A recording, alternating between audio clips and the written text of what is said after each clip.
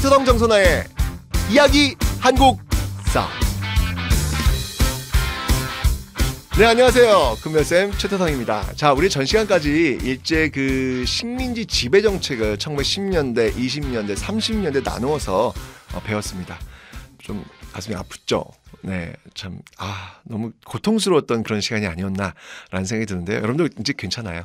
자, 지금부터는 그 고통을 줬던 일제 식민지 지배 정책에 맞서서 여러분들 할아버지 할머니들이 가만히 있지 않았습니다. 저항을 했습니다. 그 자랑스러운 저항의 역사에 대해서 한번 배워보도록 하겠습니다. 자, 이 시기도 역시 마찬가지로 여러분들 저항의 역사도 1910년대, 20년대, 30년대로 나누시고요. 또 그 안을 다시 국내와 국외로 나누어서 보시면 돼요. 자, 일제 정책에 맞서 우리가 과연 어떤 저항을 했을까? 1910년대는요. 국내는요. 주로 이 비밀 결사의 형태로 싸웠고요. 국외는 독립운동 기지 건설 이 모습으로 싸우는 모습들이 나뉘어지고 있어요. 자, 먼저 국내부터 한번 볼게요. 국내 비밀결사 활동인데요. 대표적인 비밀결사 단체로는요. 독립의군부와 대한광복회가 있습니다. 이 독립의군부는요. 이 고종의 밀명을 받아가지고 임병찬이 주도를 했는데 무너진 왕조를 다시 세우자라는 복벽주의가 특징이에요. 다시 한번 여러분 뭐라고 해요? 복벽주의. 그러니까 옛날이요. 네, 옛날로 돌아가자라고 하는 게 이제 복벽주의가 되는데 독립의군부가 그런 역할을 했던 것이죠. 반면에 이 대한광복회는요, 이 박상진이 주도를 했는데요. 요거는 독립의군부와 좀 달라요. 왕이 없는 공화정을 지향하고 있다는 것. 독립의군부 복벽주의, 대한광복회 공화정 지향. 가장 큰 차이점 꼭꼭꼭 기억하세요. 자, 이번 여러분들 1910년대 그 국외 독립운동기지, 국내는 비밀결사, 국외는 독립운동기지라고 제가 설명드렸는데요. 이런 독립운동기지가 건설되었던 곳이 어떤 곳이냐면 서간도, 북간도, 연해주 이런 곳이 있습니다. 서간도는 이제 남만주 지역이라고 보시면 돼요. 만주 쪽인데 이 서간도는 이 신민회 그 회원들의 활동이 쭉 이어져서요. 최종적으로 여러분들 바로 신흥무관학교가 세워집니다. 정말 대단한 학교예요. 1920년대 항일무장투쟁의 어떤 그 씨앗을 뿌렸던 학교가 바로 이 신흥무관학교인데 바로 여기서 세워집니다. 서간도입니다. 이 북간도에도요, 이 서전서숙이라는 학교가 있거든요. 그 서전서숙의 그 전통을 이어받은 명동 학교도 있었습니다. 자, 이 북간도 지역에서는 이제 북만주 지역이 될 텐데 이 북만주 지역이라기보다는 동만주라고 보기도 해요. 북만주라 보는 사람도 있고 동만주라 보는 사람도 있는데 어쨌건 간에 이 지역에서는요. 대종교를 믿는 사람들이 중심이 돼서 중강단을 결성합니다. 여러분들 대종교는 누구를 믿는 종교? 까먹으셨군요. 바로 단군을 믿는 종교가 대종교인데 굉장히 그 신도들이 많았어요. 그래서 이들이 이제 중강단을 결성했는데 이 중강단이 3.1운동 직후 북로 군정서로 이제 계승 발전이 돼요. 바로 이 북로 군정서가 여러분 김좌준 장군 알잖아요. 그죠? 북로 군정서가 1920년 항일 무장투쟁에 우뚝 서는 조직이 되는 것이죠. 그러니까 이렇게 바로 이 독립운동 기지가 건설되면서 바로 이 항일 무장투쟁과 연결되는 그런 모습들을 보이고 있는 거예요. 자, 이번 연해주 한번 가보면요. 연해주는 블라디보스토크에 이제 이상설이 주도한 대한광복군 정부가 세워집니다. 선생님, 이름이 왜 이렇게 비슷해요? 울지 마! 자, 여러분들 국내에서 대한광복회는 박상진 주도, 공화정 주도라는 거 기억하시죠? 대한광복회? 대한광복군 정부는 연해주예요. 대한광복회는 국내, 대한광복군 정부는 연해주입니다. 좀 분리해서 좀 생각하셔야 돼요. 자, 어쨌건 이 각지에서의 독립운동에 앞장선 정말 많은 사람들이 있습니다. 이 분들을 자꾸 이렇게 외우려고 스트레스 받지 마시고요. 이분들은 왜 이런 단체를 만들었고 왜 이렇게 활동을 했는지 그들의 꿈을 한번 만나보시기 바랍니다.